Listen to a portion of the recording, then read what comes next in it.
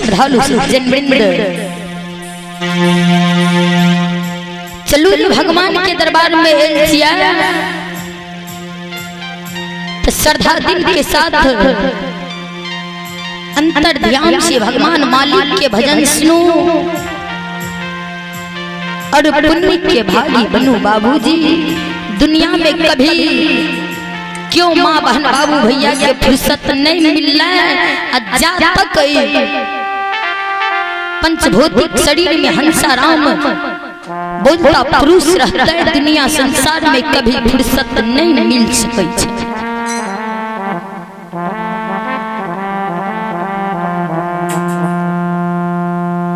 इस समय में गोस्वामी बाबा श्री रामचरितमानस में बहुत मीठा शब्द में दर्शन किए।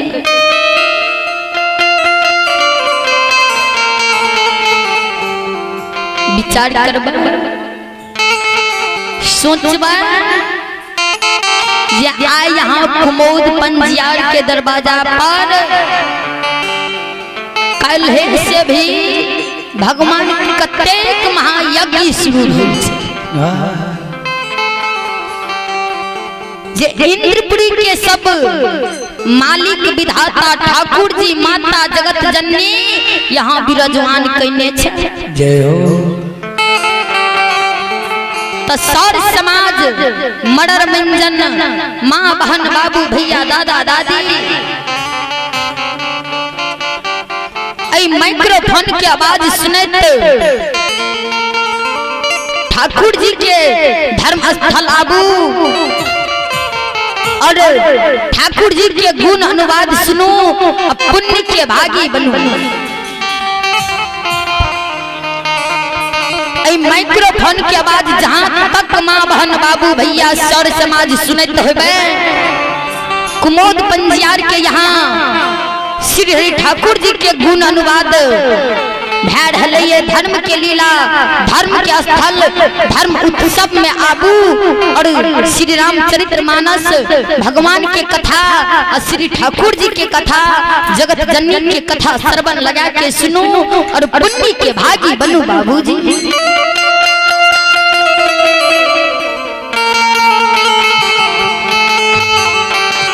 दुनिया संसार में श्रोता भगवान यो कभी नहीं भगवान इस शरीर के फुर्सत कभी फुर्सत नहीं मिल सके।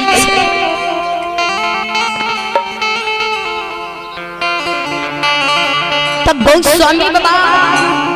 बहुत मीठा शब्द में दर्शन के निर्धारित के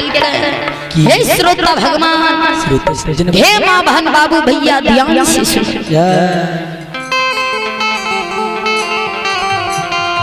दुख में सुमरन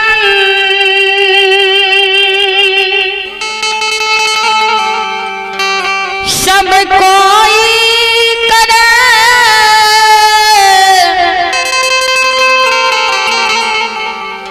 सुख में करे न कोई।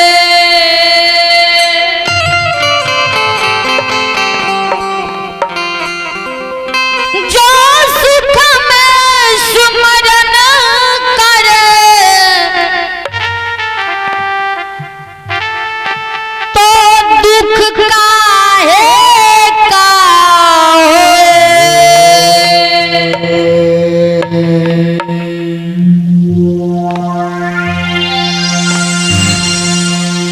गोस्वामी बाबा क्या दर्शन करिए विचार करबे भैया निर्धारित करिए। ये बहुत मीठा शब्द में दर्शन कर जे श्रोता भगवान विचार करबे सोचबे समझबे। दुख में सुमरन सब करे सुख में करे ना कोई, जो सुख में सुमरन करे तो दुख काहे का हो। बाबूजी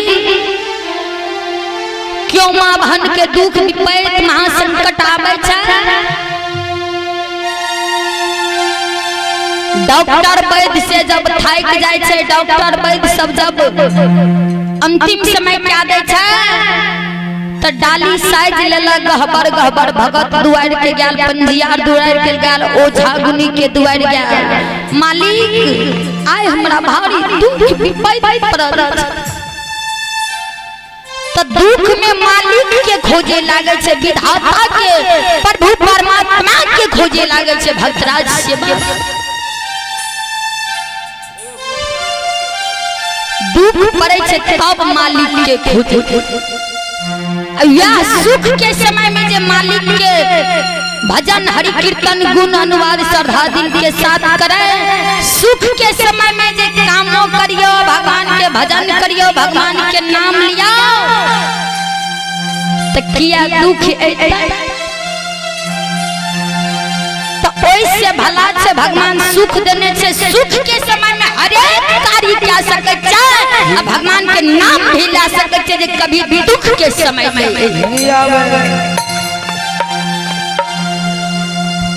जब इस शरीर के भगवान बहुत मेहनत से गढ़ के भेजल के सतपुरी के बला से मृत्यु भगवान इस सुख में जब शांति चाहे छे अपना परिवार में जब सुमति चाहे छे अपना बाल बच्चा के जब सुखी खुशी के दिन ताकत छे तो भगवान के भजन करू भगवान के हरि कीर्तन करू गोस्वामी बाबा कहलखिन या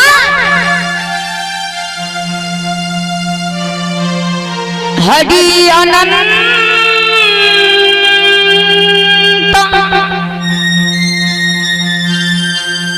हरि कथा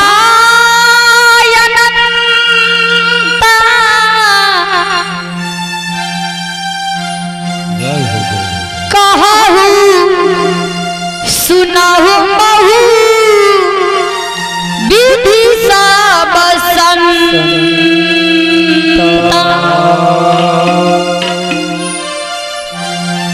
गोस्वामी बाबा कहलखिन हरि अनंत हरि कथा अनंता कहहु सुनहु बहु विधि सब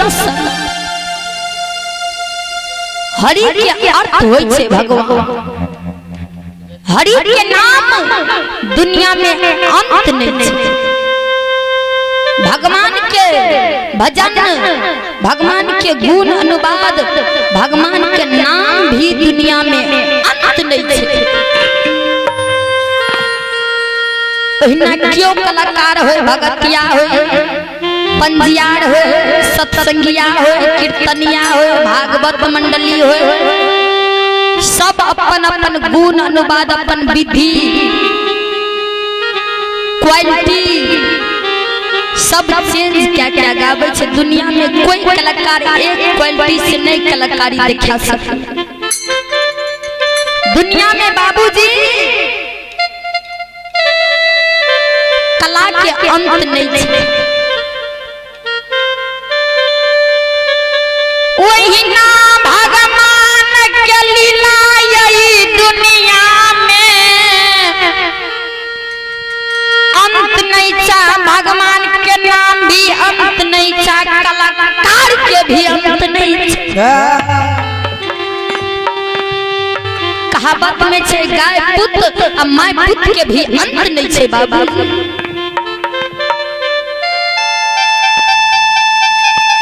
यही के कारण ठाकुर जी के दरबार में धर्म स्थल आबू हरेक काम बार बार भा सके छे लेकिन यज्ञ करता मालिक के दरबार 48 पहर के भगत राखल गेल छे 48 घंटा के यज्ञ स्थल में हरदम कोई मां बहन बाबू भैया नहीं मिल सके छे काल शुरू भेले काल जाके विसर्जन होता मालिक के भजन भगवान के भजन में अब के समय दियो काम हरेक बार मिल सके तो चलो माता रानी के दरबार में ठाकुर जी के दरबार में छोट सनक देवी गीत सुनो और पुण्य के भागी बनो बाबूजी चलो जे दोनों हाथ उठा के जोरदार आवाज के साथ जयकारा बोलो बोलो माता भगवती महारानी की श्री दाता धर्मराज भगवान की ग्राम बाबा डिहबार की महारुद्र बजरंग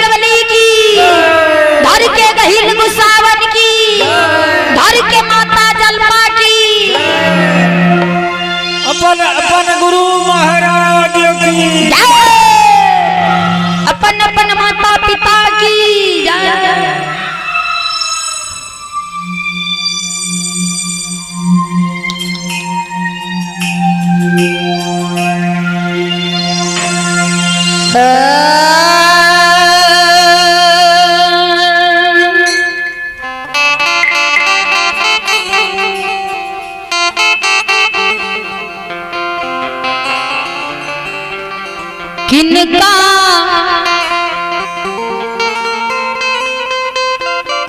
बाड़ी रपना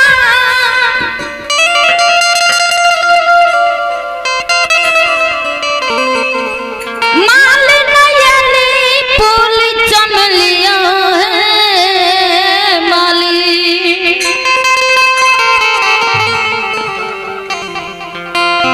माल नयली फूल चमलिया है माली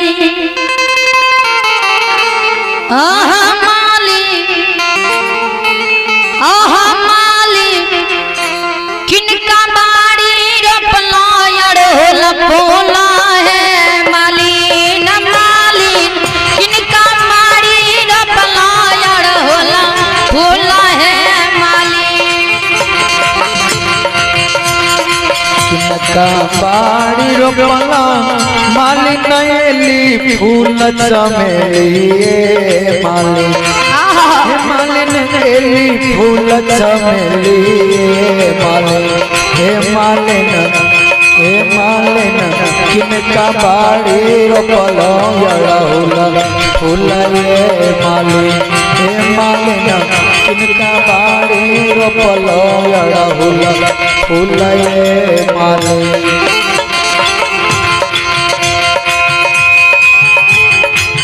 भैया बाड़ी रपना माया यली फूल चमलिया ये माँ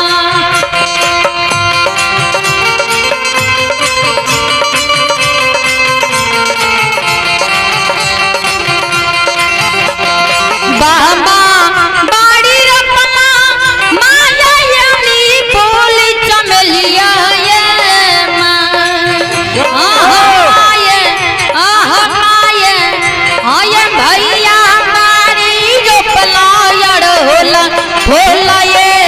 माँ अमाये भैया मारी रोपला अड़हुल फूल ये माँ बाबा बाड़ी रोपला माये फूल चमेली माये एली फूल चमेली हे माये भैया बाड़ी रोपला अड़हुल फूल ये माये भैया बाड़ी रोपला अड़हुल फूल ये माँ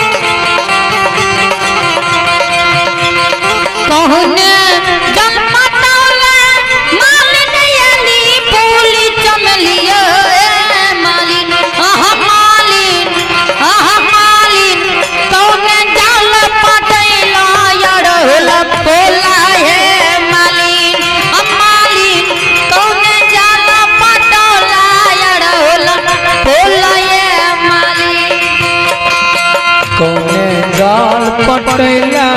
माली नयली फूल चमेली माली हे मालिन एली फूल चमेली माली हे मालिन कौन जाला पटैला अड़हुल फूल हे मालिन कौन जाला पटैला अड़हुल फूल हे माली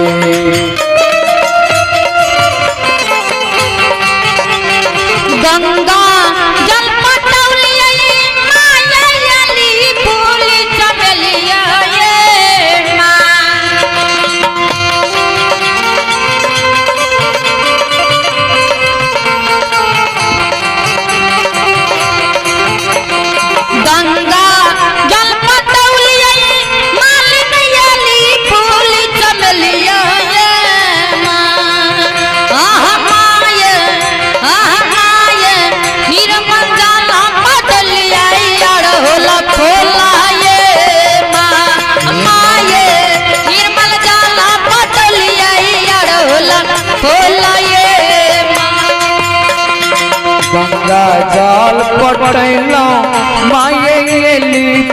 चमेली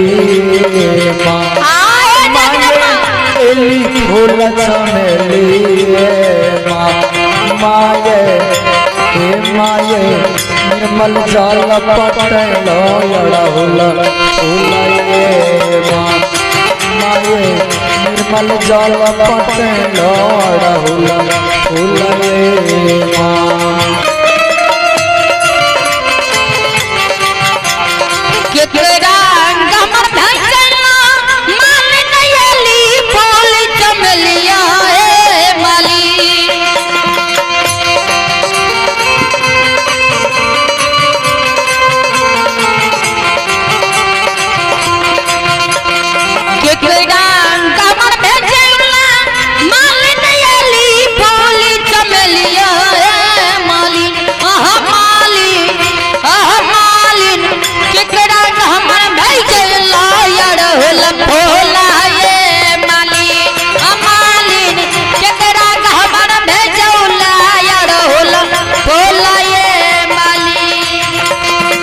करा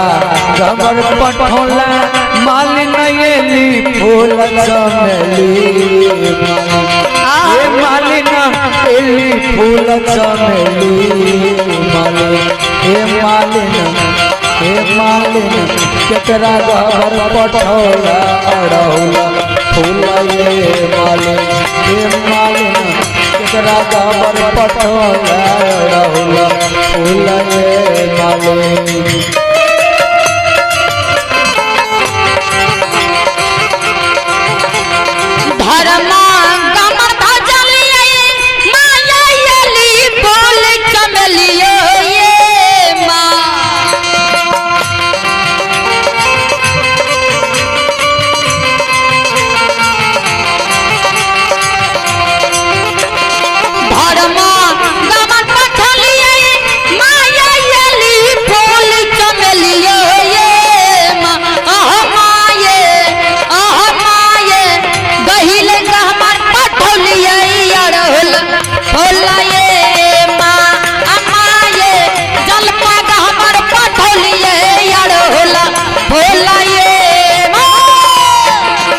गबर पठलिए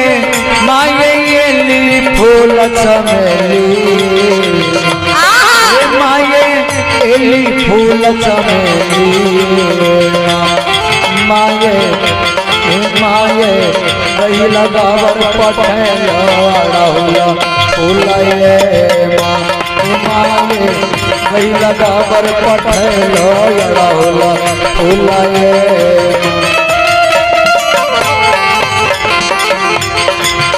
अच्छे माँ करी अच्छे माँ मैया हमारे गलतियाँ बड़ा गाये माफा करू माफा मैया गलती मोरा बड़ा गाये माफा करी माफा मैया हमारे गलतियाँ बड़ा गाये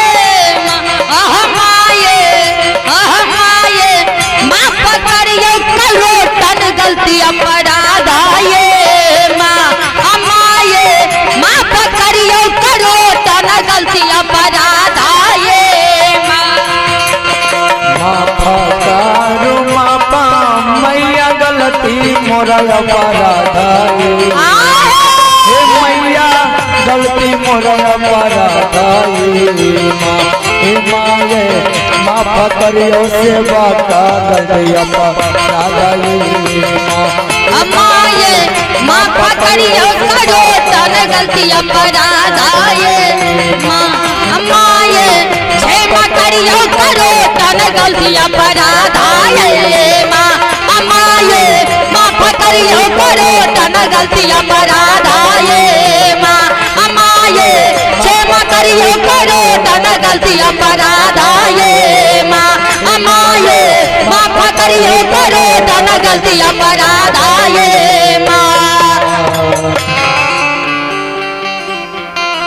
बोलो बोलो माता भगवती महारानी की बोलो श्री सच्चे दरबार की श्री दाता धर्मराज भगवान की।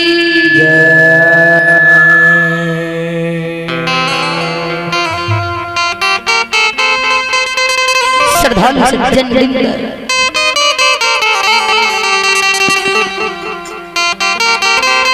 चलू ठाकुर जी के गुण अनुवाद सुनू है ठाकुर जी के दरबार में, माता रानी के दरबार में ठाकुर जी के लीला सुनू और पुण्य के भागी बनू। चलिए पुरस्कार की ओर विवेक कुमार पिता श्री सचेन यादव, विवेक कुमार पिता श्री सचेन यादव, बालवीर कुमार पिता श्री संजय ठेकेदार, बालवीर कुमार पिता श्री संजय ठेकेदार, मालिक के दरबार में, ठाकुर जी के दरबार में, प्रभु जी के दरबार में श्रद्धा दिल के साथ शानदार 101 रुपए के पुरस्कार भेजे हैं। सच्चा जी के चरण कमलों में कोटि कोटि नमन है। जय हो दानी समझ की जय हो, उनकी समस्त परिवार की जय हो, उनके माता पिता की जय हो।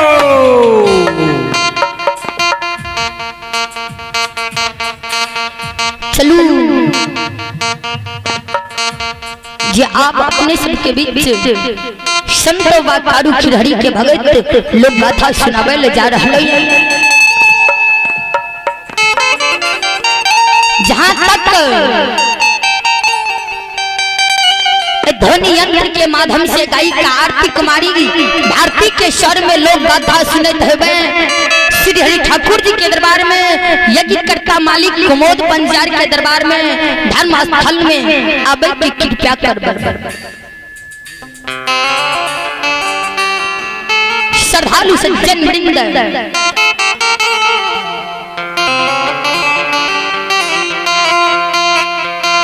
संत बाबा कारू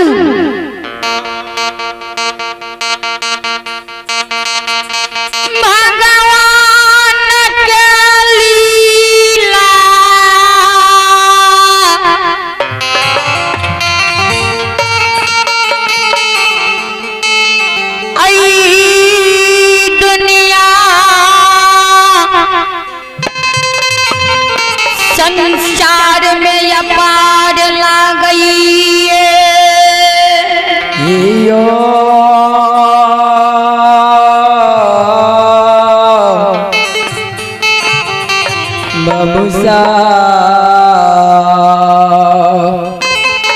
हे श्रोता बंधु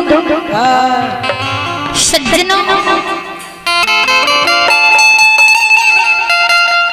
आज संत बाबा कारू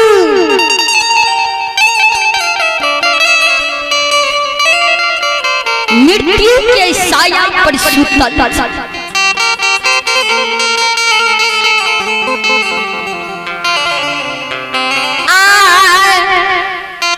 महापुरानंद नगरी में माँ कमला के कलह कारू पर लागल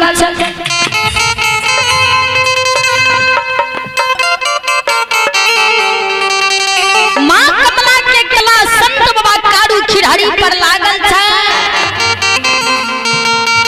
संत बाबा कारू मृत्यु के साया पर महापुरानंद नगरी में सुतल, मायामती कारू बाबा के मोह में मोह त्याग के कान है।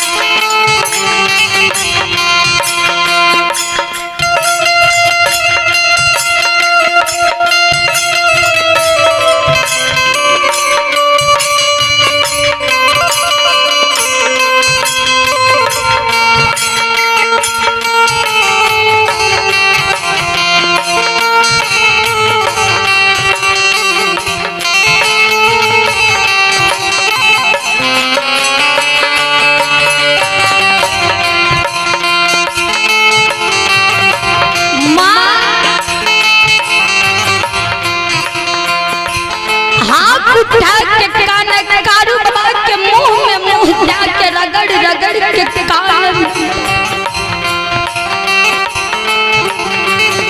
के ये ना हो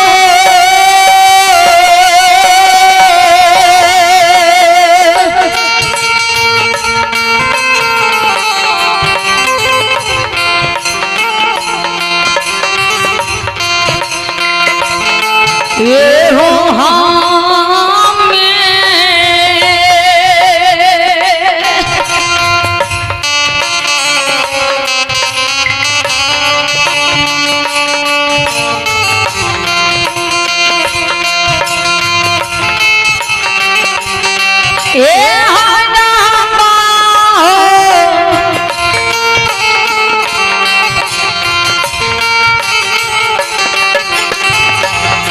ये हो कारू बाबू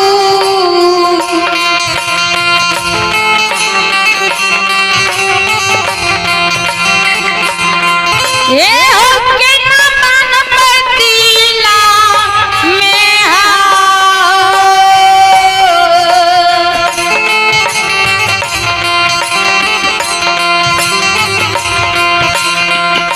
ये हो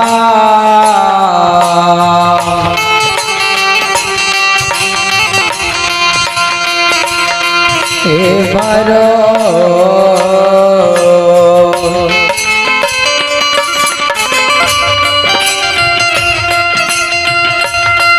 हे भरो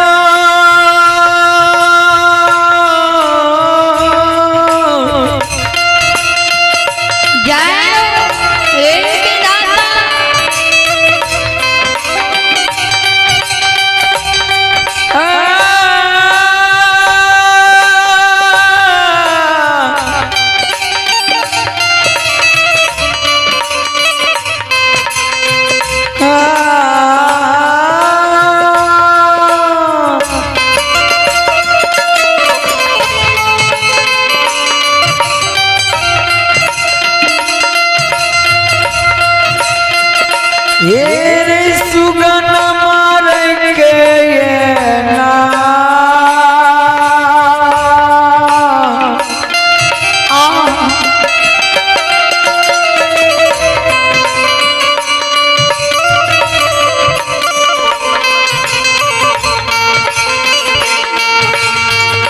नारे दिल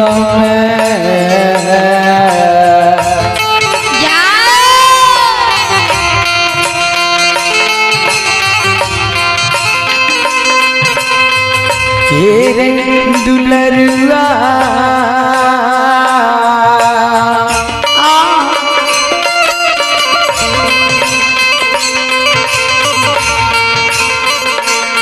तेरे के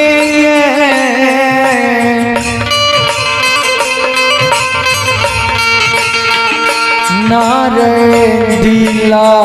में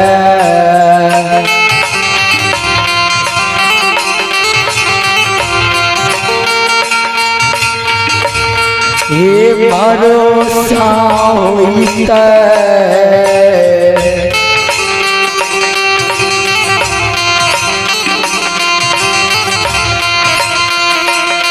रे सुगाना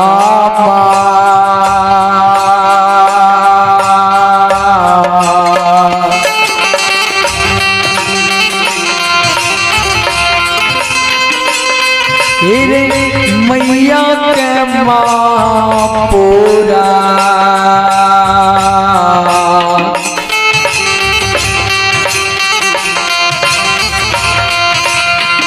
ये रहना है नगा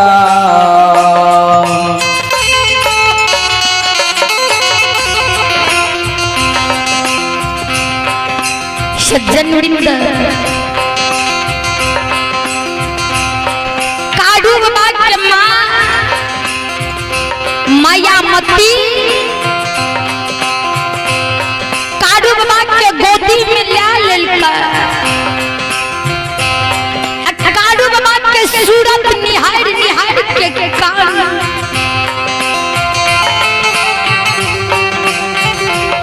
बेटा हो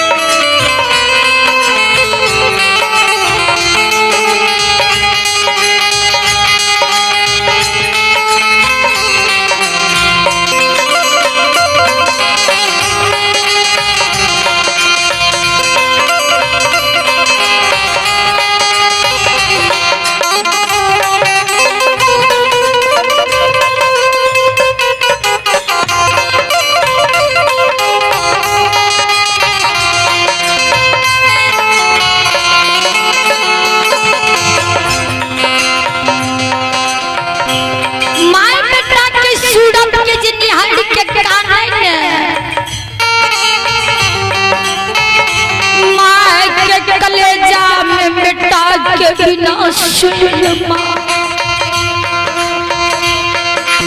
माँ सोचा आए हम दुनिया में छबे के लिए हमार बाबू हमरा छोड़ के जा रहे माँ माया मती काने रे बेटा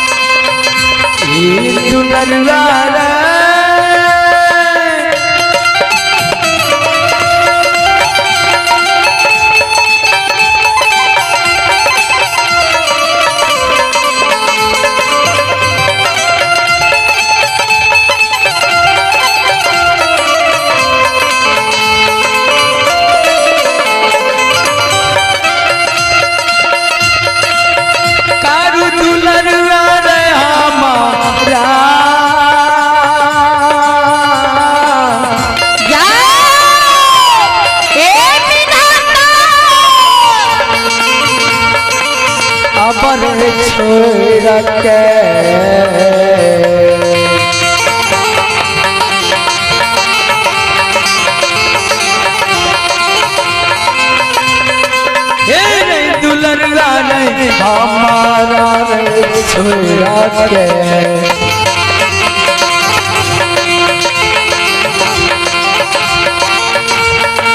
नहीं है जो सुगाना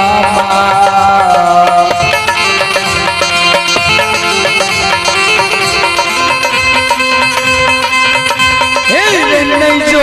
दुनिया से बेतार सुगना सुगना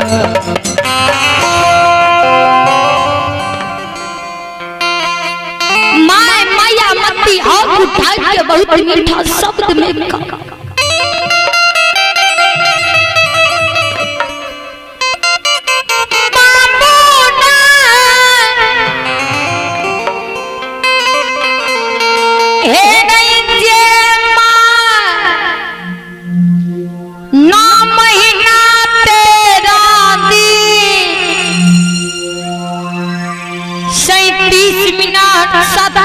सेकंड ओद्र में राखल जे महीना महीना 13 दिन 37 मिनट 27 सेकंड ओद्र में रखल गई ओ माय जन्म दिल गई कोई फाइल की जमानत कल गई हे रे बेटा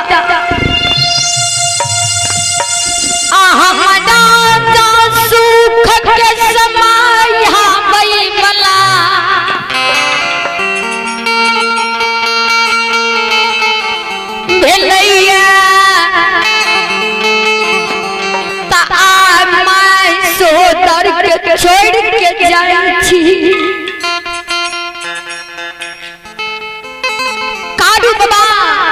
मृत्यु के साया पर जे बाबूजी सुतल है, माई के काना जे देखे ते कारू बाबा के कलेजा में सोई मारे। कारू बाबा माई के समझावे ये माँ हम जानलिए ये 9 महीना ओत्र में रखल ही गए साल 2 साल गंदा के पोछल ही दधात के साड़ी सोड़ी घाल सड़ल ही सरसों के तेल पानी के समान बोहल ही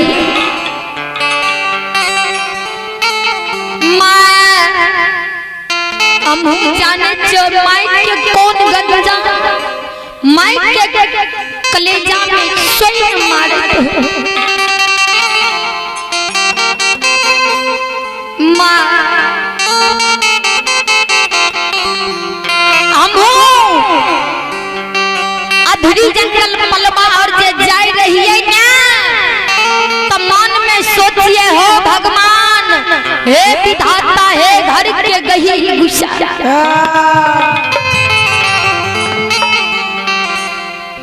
चार भाई एगो मोटा हमरा ऊपर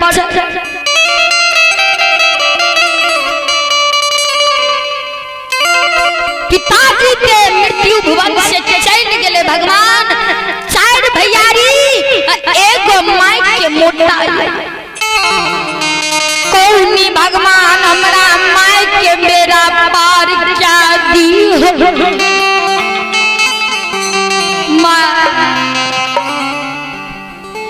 सब दिन सोचे विचार रही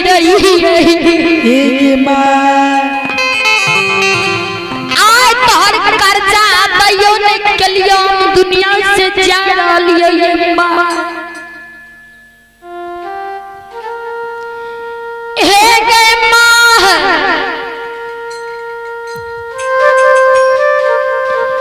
कराम के लिखल कभी टल नहीं सकई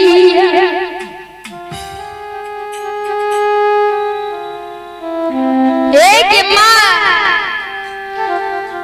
आज तोहर कर्जा दैयो ने कलियो हम मृत्यु भुवन से जा रही मां धैराज पाइन के पूरा नगरी में रह जाई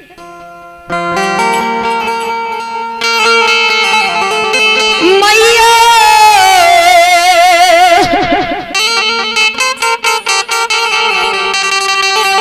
पाथला के समान छतिया बना लियो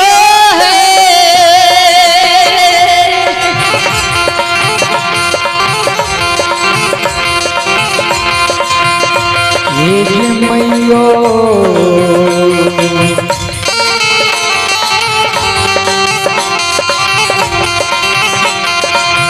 पाथल के समान छतिया बना लियो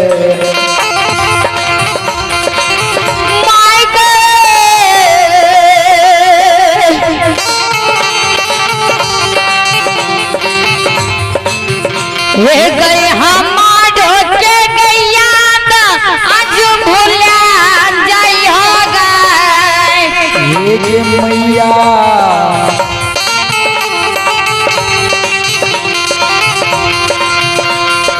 अपना संतान के तू भूलिए जो ना गए माँ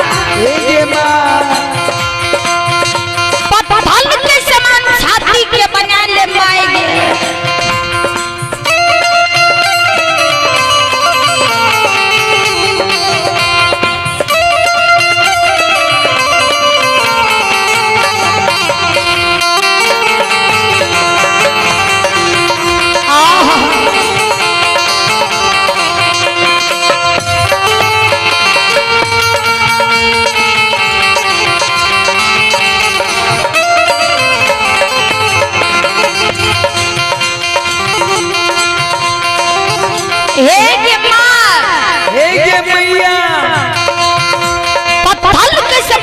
माटी के बना। अब तो हम दुनिया से चल जेबो, लेकिन धैर्य से बन के रह हर तो माय गे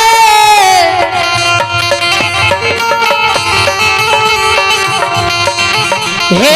कारू बेटा के सामने सूरतिया भूला जाई होगे। मायगे कारू बेटा के सूरत तुम महापुरा में भूलिया गए। मैया पत्थर के समान छाती बना ले नागे। ये मैया पत्थर के समान छाती बनाइए लेना गए।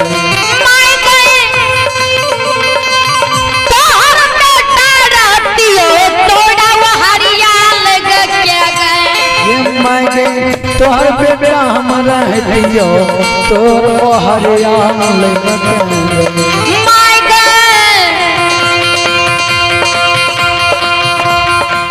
हे गंगे ये ताके गए नाम ताहु भूलिया जो ना गए। मायगे बेटा के गए नाम तू भूलिए जो ना गए। हे सोहदर माई छी, लेकिन माई सोहदर दुनिया में नहीं। अब माइयो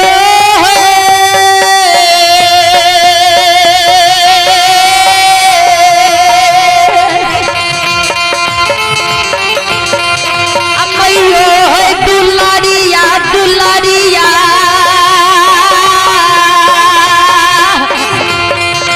बांधियो दिल में धैराज मैया। बनियो दिल में धैराज बा आहा महापुरा नगर में बने।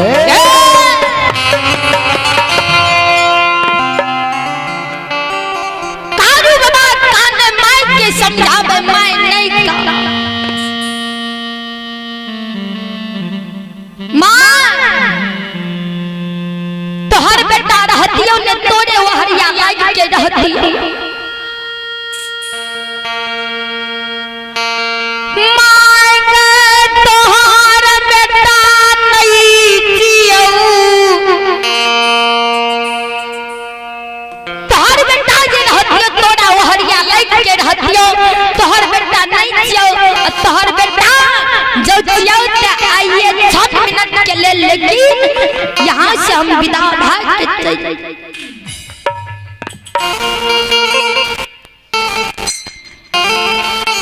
आय गाड़ी के गहील गुस्सा अम्मा कमला के कला कारू बाबा पर लागल छै। हे सुनु सुनु सुन भैया सुन बा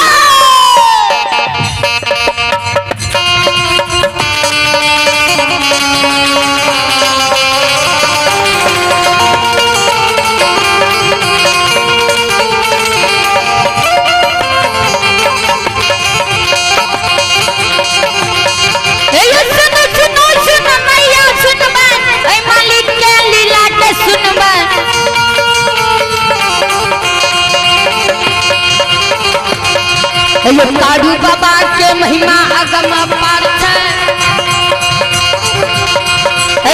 दुनिया संसार में लगै छै, जैसा बाबा के भक्ति करै छै शेर में ये समैया होइ छै। जैसा बाबा के भक्ति करै छै तन मन धन से करबे करै छै यो ओकर बेड़ा पार करै छै।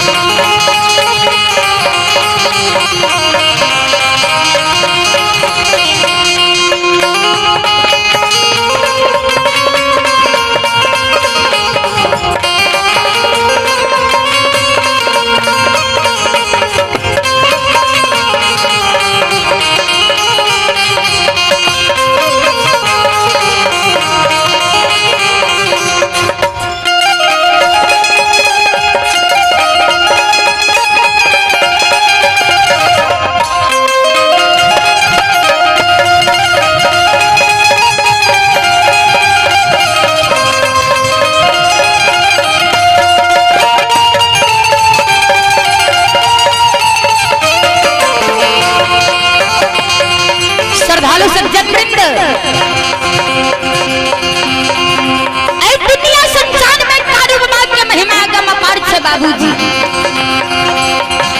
यहाँ सब देखे है बा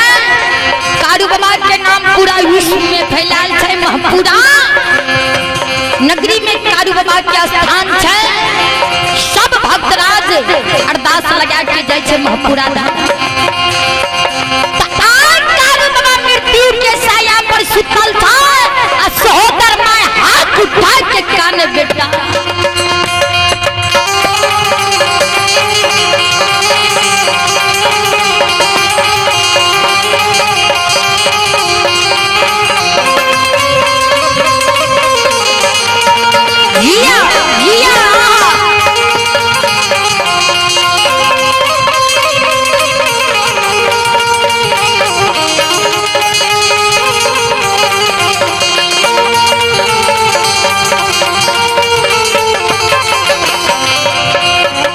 बाबूजी धर्म के लीला देखियो।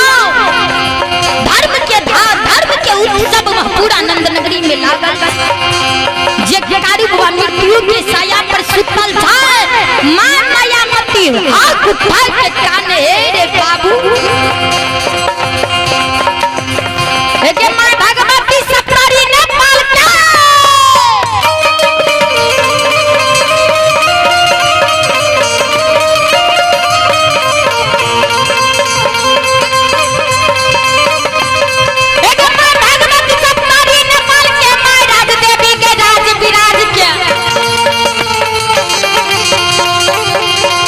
के माता त्यानी के रेलवे का के माय काली कलकत्ता धाम के माय बुढ़िया दीवारिया स्थान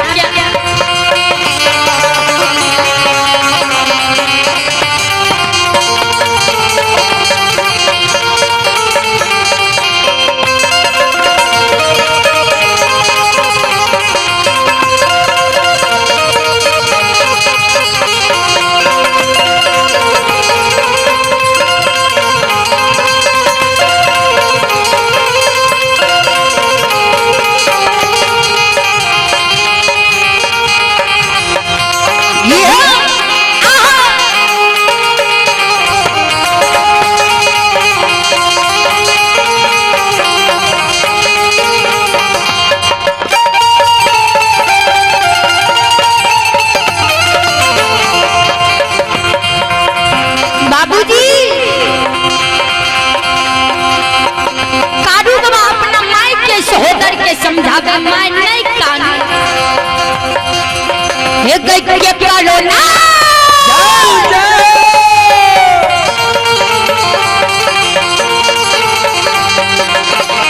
हे गई के प्यारो नहीं बेटा गई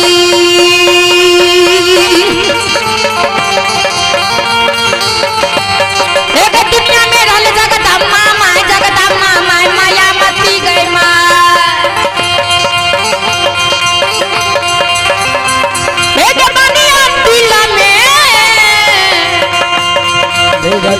मैया दिलवा में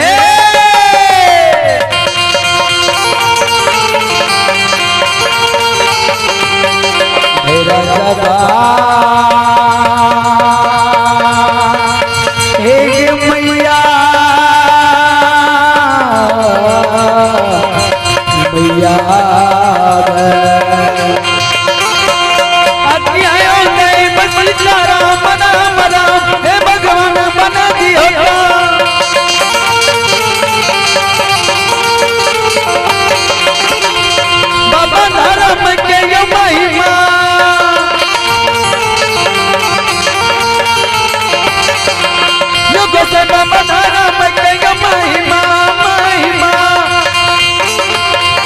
पार लगे छे समाज बाबा लगे कलयुग साना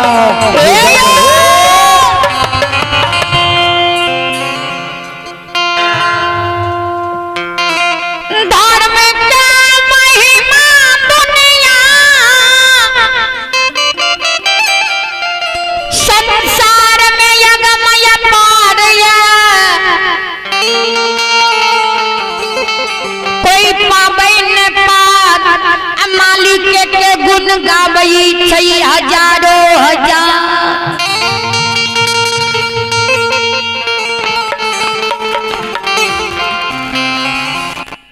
श्रद्धालु सज्जन वृंद चले पुरस्कार की ओर। जय बाबा गणनाथ भगत मंडली गायक गौतम पंजियार हुआ साथी ग्राम पोस्ट कंजरी प्रखंड बेलदौड़ जिला खगड़िया। जय बाबा गणनाथ भगत मंडली गायक गौतम पंजियार हुआ साथी ग्राम पोस्ट कंजरी प्रखंड बेलदौड़ जिला खगड़िया।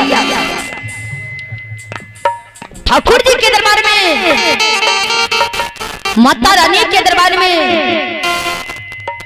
श्रद्धा दिन के साथ शानदार 101 रुपए के पुरस्कार भेजे हैं।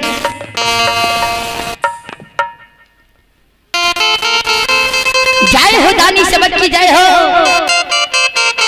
उनके समस्त परिवार की जय हो। जय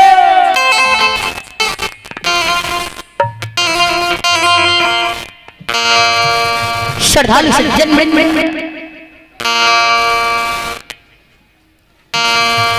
काडू बाबा माई के बार बार लाख लाख समझावे माँ नहीं का तोहर बेटा रहतियों ने तोरे ओहरिया के रहती गई विधाता के लिखा माँ कभी टल नहीं सकैया।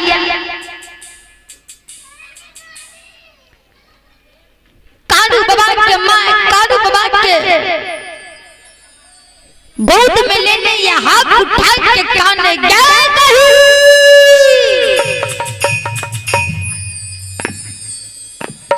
चंडाली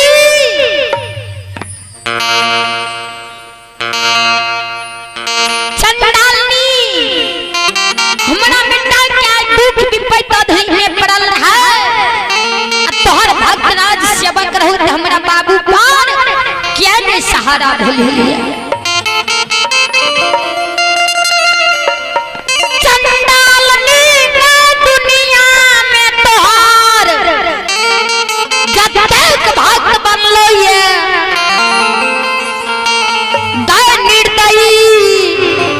सब के तू बगजोर लगा के मार देलही। आके काढ़ो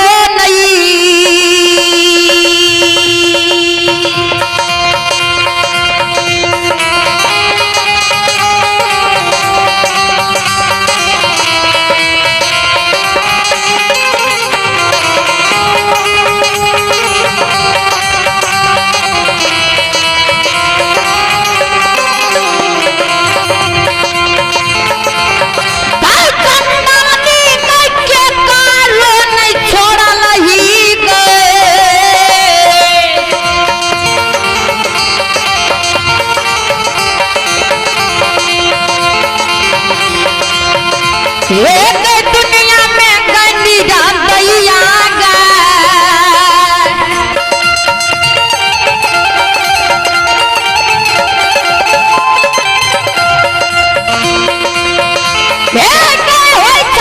दिल में कनियो आया गए मैया मैया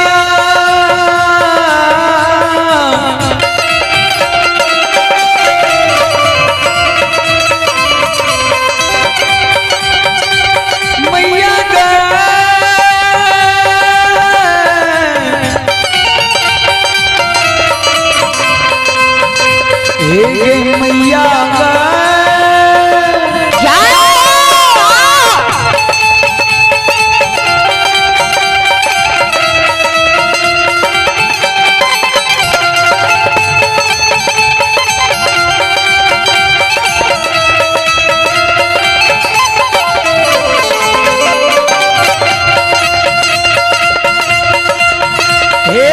मैया के कारो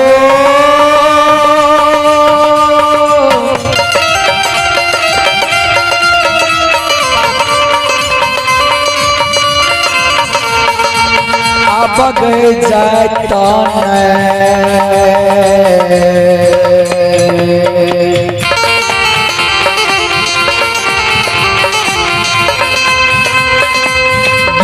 चना डालनी गई के कानो गए शैतान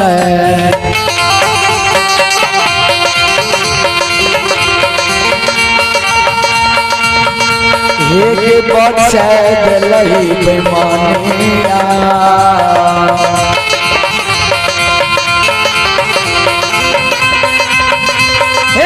नहीं रहन लही दुनिया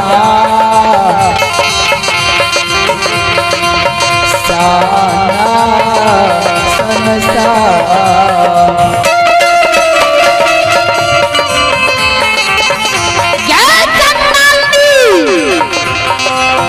दुनिया में जब तक तार भक्त बनले केकरो तू नहीं छोड़ा नहीं निरंदैया में सुखासन के मासी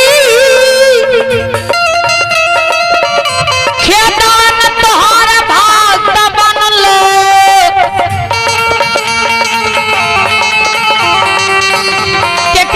सुरहा बन जंगल में बगजोड़ लगा के मार दिली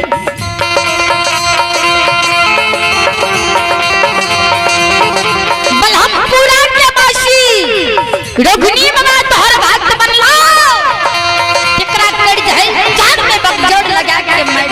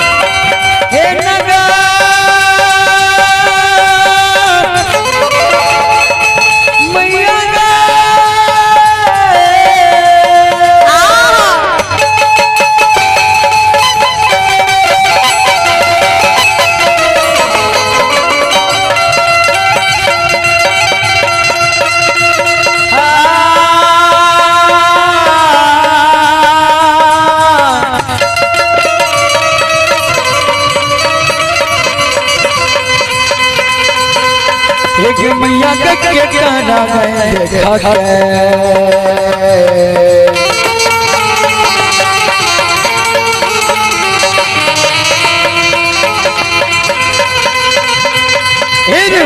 कर के करा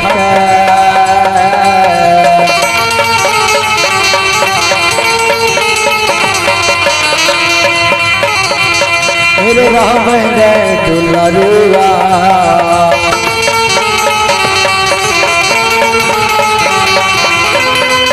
मेरे राम रे महापुरा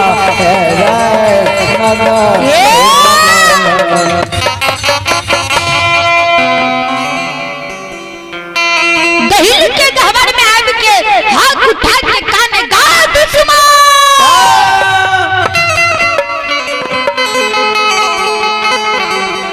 दुश्मन कन्या दिल में दया नहीं है लोया नहीं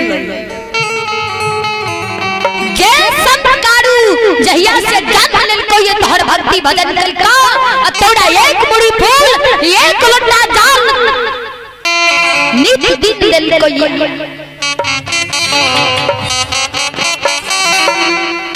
गए वही कारू परिया दुश्मन बन गेलिया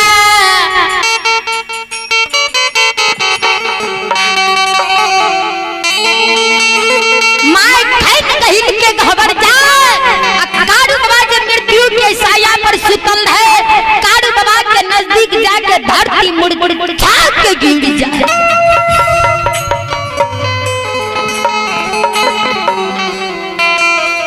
कारू बाबा जे मृत्यु के साया पर सुतल है 10-20 गांव के लोग देखे के कारण ले संत कारू आई मर रहली महिनाथ बाबा बड़का भाई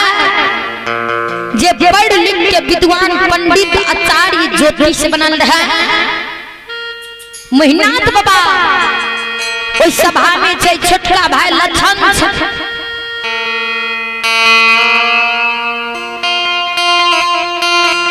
कारू बाबा के मां हाथ उठा के काना असम कारू के नवदुल्हिन कृष्णा बत्ते बिजुली आनंद नगरी से भाई और बाप के संग लक्षण रे समाज ने गेल है संगे एल रे महपुर आनंद नगरी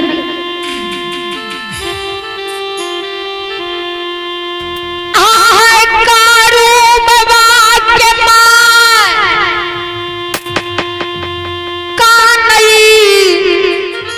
समाज बाबा जे कारू बाबा के मरद देखे ले एल रहे जे मृत्यु के साया पर सुतल छ सब सर समाज दसो न जोड़ले है महपुरा के राजा आय अपने महपुरा से विदा पा रहली के महपुरा नगरी के देख माल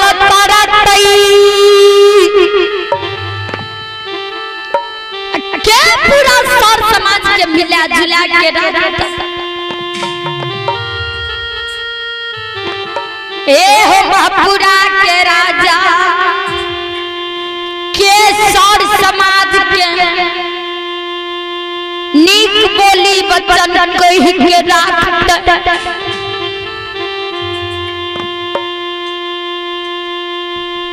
सर समाज कारू बाबा के जे मरद देखे लेल है मृत्यु के साया पर जे सुतल है सब सर समाज हाय सोच सब सर समाज के समझावे है समाज बाबा नहीं कानून चलिए पुरस्कार की ओर पिता नरेश यादव पुत्र रोहित कुमार नरेश यादव का नाती अहन कुमार नरेश यादव का नाती अहन कुमार ठाकुर जी के दरबार में श्रद्धा दिल के साथ माता रानी के दरबार में शानदार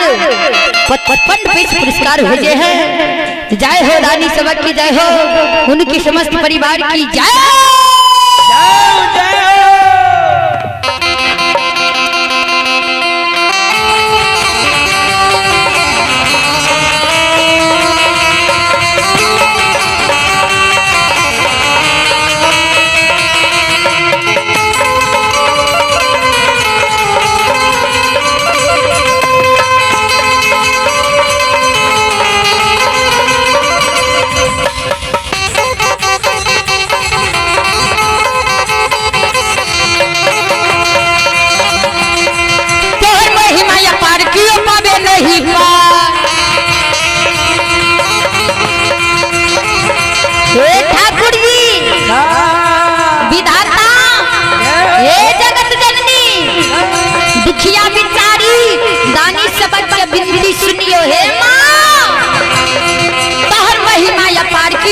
नहीं पा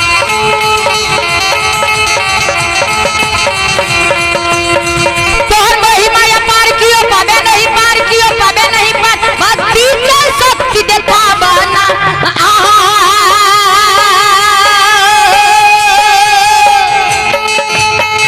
ओ धर्म राजी बाबा केकरा कहे छे ठाकुर जी के जागू जागू हे परमात्मा हो भोला बाबा हो हे ओ नरदानी ये माय भगवती दानी के भाग जगाबू ना दानी के भाग जगाबू ना भगतन के भाग जगाबू ना दानी के मन का पूरा बुन भगतन के भाग जगाबू ना दानी के मन का पूरा बुन भगतन के भाग जगाबू ना दानी के मन का पूरा बुन दानी के मन का पूरा बुन दानी के मन का पूरा बोलो बोलो श्री सच्चे दरबार की जय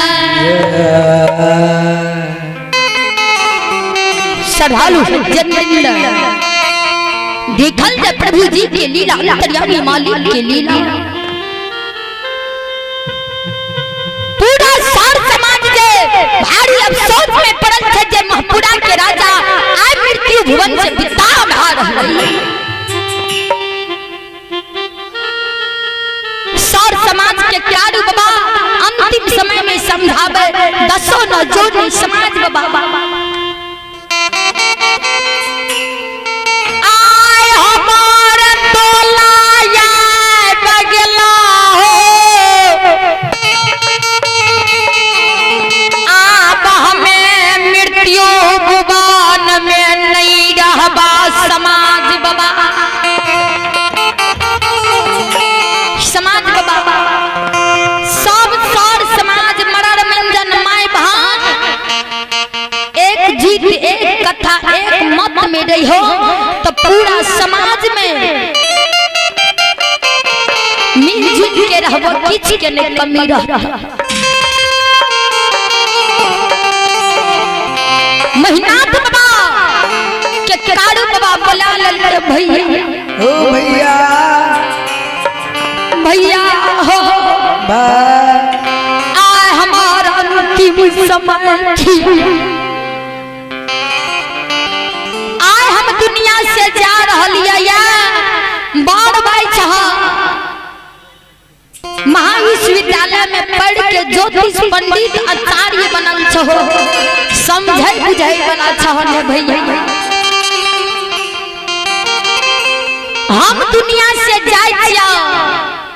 छोटका भाई लक्षण क्या सब दिन बेटा के समान पोसलिए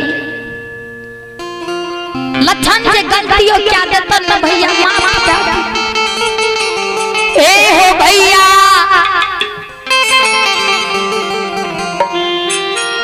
माय बुढ़िया दूगो नेत्र भगवान दिलकै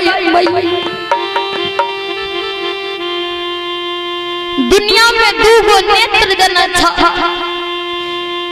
एक नेत्र से दुनिया के देखभाल करियो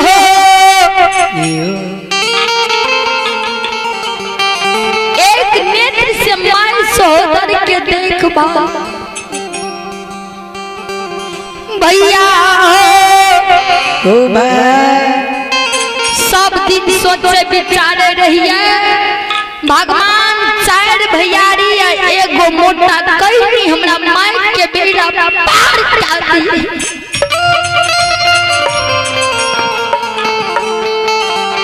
लेकिन आए हमर सोचल विचारल नहीं काम कर गई एक नेत्र से तू दुनिया संसार के देखियो एक नेत्र से सोदर माई के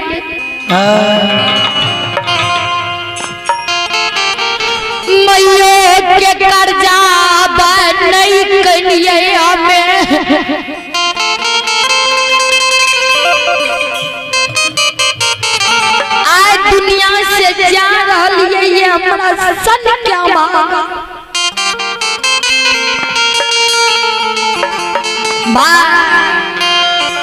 पूरा समाज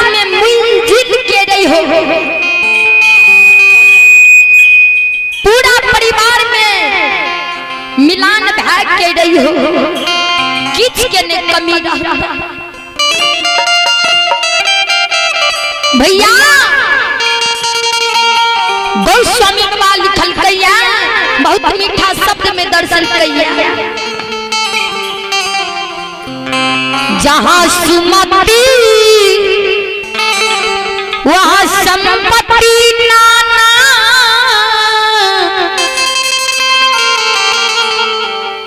जहां कुमति वहां विपत्ति निधान।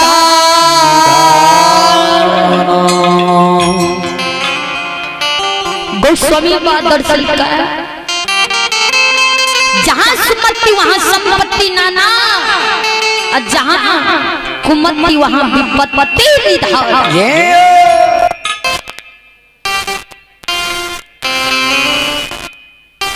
भैया एक गीत एक कथा एक मन मति में रहबो ना तो संपत्ति के कमी नहीं। भैया चार समाज से मिल के रही हो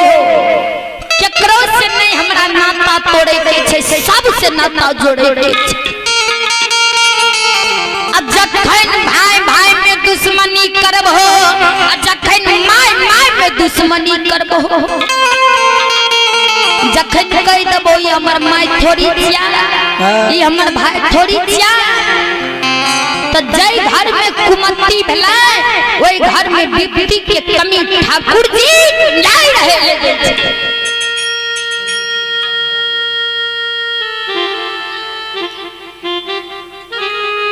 संत बाबा कारू जाय के समय में समझावे माय जे सुने ने कारू बाबा के बात माय छाती पे मुक्का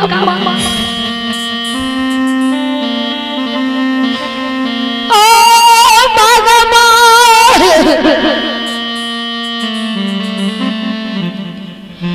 आय हमार बान के बनैया बाबू